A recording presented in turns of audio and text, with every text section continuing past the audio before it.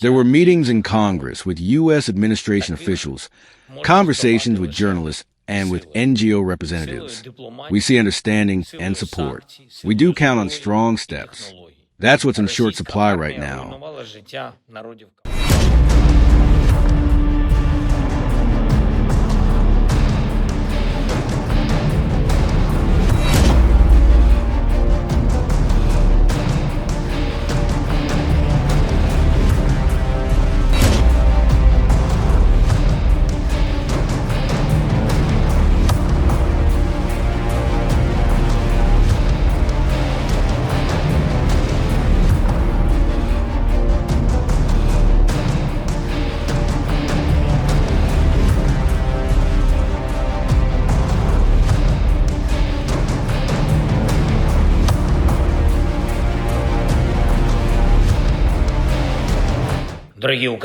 Dear Ukrainians, today, the Russians struck Kherson again, twice in one day.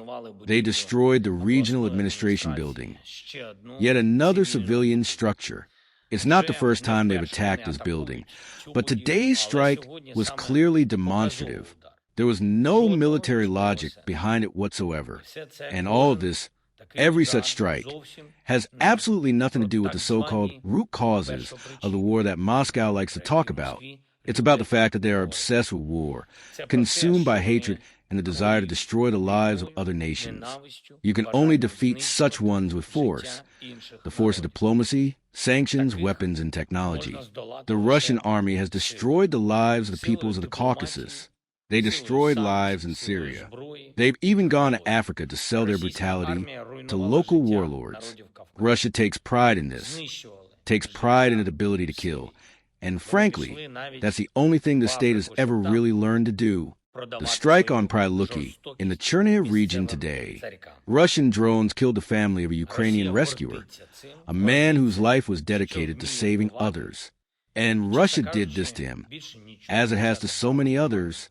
There were strikes on Kharkiv, on the Sumy and Donetsk regions, Nikopol, communities in the Zaporozhye region, and villages in the Kherson region. This is the daily reality of what the Russians, unfortunately, are allowed to do. The world, unfortunately, is allowing them to do it. But we see how many people around the world are with us no matter what. These days, our team is having meetings in Washington. Government officials, military representatives, and the office team. Thank you to everyone who attended the briefings from the Ukrainian delegation for your support. In particular, there were meetings in Congress with U.S. administration officials, conversations with journalists, and with NGO representatives. We see understanding and support. We do count on strong steps. That's what's in short supply right now. And this is what can make even the sleazebags in Moscow realize they can't pull the war off.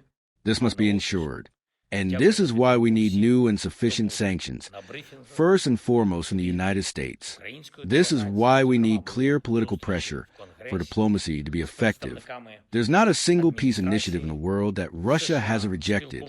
They dislike everything. They only like ruins and murders. They must be held accountable for this. A few more things.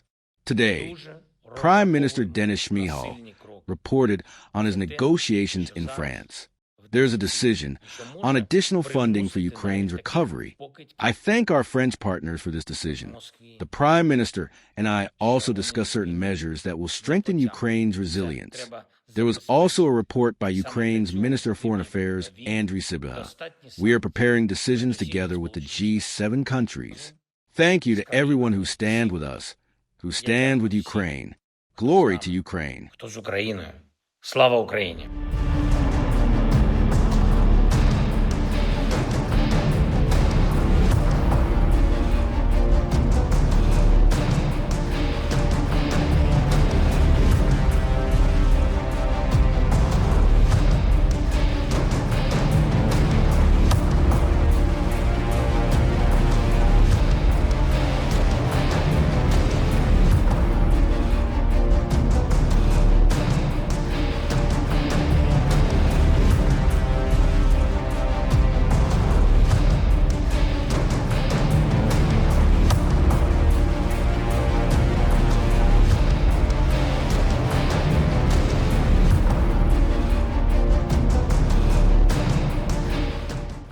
when I see the moment where it's not going to stop, and I'm sure you're going to do the same thing, will be very, very, very tough. And it could be on both countries, to be honest. You know, it takes two to tango. But we're going to be very tough. Whether it's Russia or anybody else, we're going to be very tough. That's a bloodbath that's going on over there.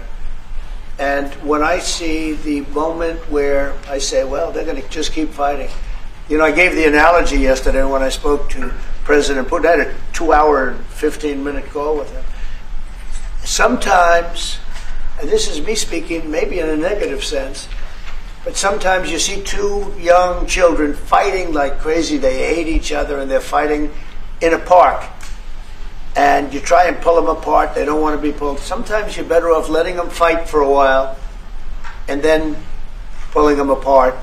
And I gave that analogy to Putin yesterday. I said, President, maybe you're going to have to keep fighting and suffering a lot because both sides are suffering before you pull them apart, before they're able to be pulled apart. But it's a pretty known analogy. You have two kids, they fight. Sometimes you let them fight for a little while. You see it in hockey. You see it in sports. The referees let them go for a couple of seconds. Let them go for a little while before you pull them apart. And maybe, and I said it, and maybe that's a negative because we're saying go, but a lot of bad blood. There's some bad blood between the two. I have to deal with it, and the Chancellor has to deal with it. It's incredible. The level of, there's a great hatred between those two men, but between the warring parties.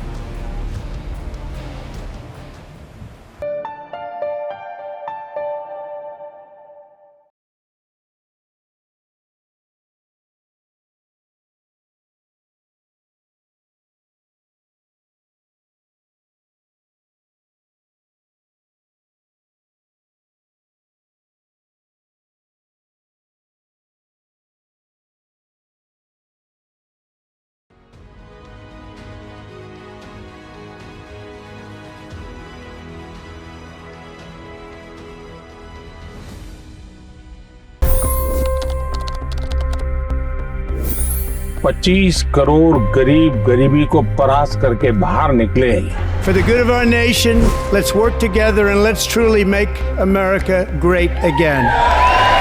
The fastest news breaks. Requested PM saying that look, you will have to speak to Putin and to Zelensky. The biggest news makers. The relationship with India is probably the most important bilateral relationship the U.S. will have for the rest of this century. The capital delivered quite an election result today. Expert analysis. The million-dollar question today is how to stop this dance of death. Ground reports. I'm standing at the crossroad of the Kumbh Mela. Behind me are more than 100 entry ghats. Long-form interviews. Exclusionary politics is reflected in Manipur case as well. You don't bother because this is a small state.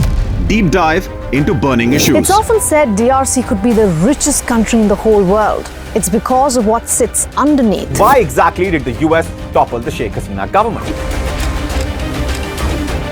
HT videos. We don't just break news, we break it down.